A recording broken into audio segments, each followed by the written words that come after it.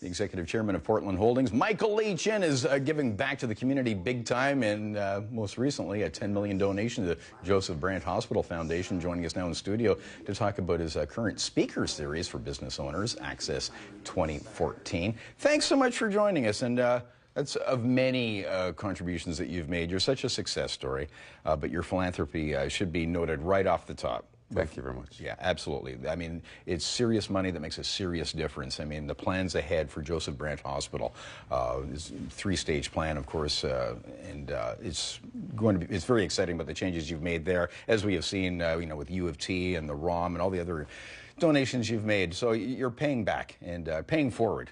Paying forward. Paying forward. Yeah, exactly. Yes. That's a better way to absolutely. coach it. Yeah. Now, another way of paying forward is helping us make some money. Yes. Your speaker series has been a big success, and as has Mandeville Group, which is, you know, from your success of AIC, you've moved on with Mandeville, and it's a new way for investors to invest. Well, it should be the logical way for investors to invest, but unfortunately, it's a different way, but it should be the logical way. Right. Why so? The theme is how the wealthy invest differently. Yes.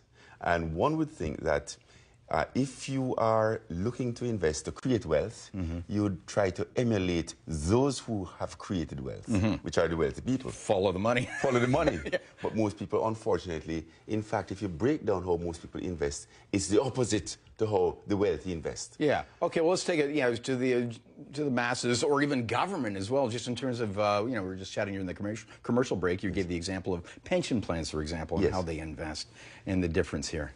So the first thing is, who do the wealthy get advice from? So if you were thinking of scaling Mount Everest, what would you do? Well, I talk to people who've done it. Exactly, exactly. So the first question an investor should ask is, tell me, Ms. Advisor, Mr. Advisor, what is the basis you're going to use to create wealth for me?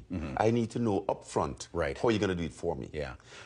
Well, with AIC, I mean, you had a, you know, I know your mantra was, you know, buy, hold, and prosper. And, yes. And you had a different philosophy back then, too, because a lot of mutual funds, you know, had a lot of hit and miss, and they were hoping the hits would make up for the misses. Yes. Your philosophy was a little different, a little more targeted approach. Well, it's consistent, because if you think about how wealth is created in the real world, invariably, it's created by a private business owner owning a private business, working with that business for 20, 30 years. So in other words, if we look at the methodology, number one, wealth is created by owning private businesses. Number two, those businesses are invariably domiciled in strong long-term growth industries. Number three, those private business owners would understand them thoroughly. Right. Number four, they would use other people's money. And number five, they would simply hold these businesses for the long run. So that's how wealth is created in the real world. Okay, but you look at the average portfolio, and there's a huge a mix of public and private. Typically, I don't know, what was it, 50-50 or? No, the average portfolio that retail investors would be 100% 100% public? 100% public. Yeah. And no one has ever created wealth by owning 100% public. Yeah, of course, yeah, it would be publicly traded. Yeah, very limited in terms of private. But that's where the real growth is. In private sector. Yeah, but what about risk?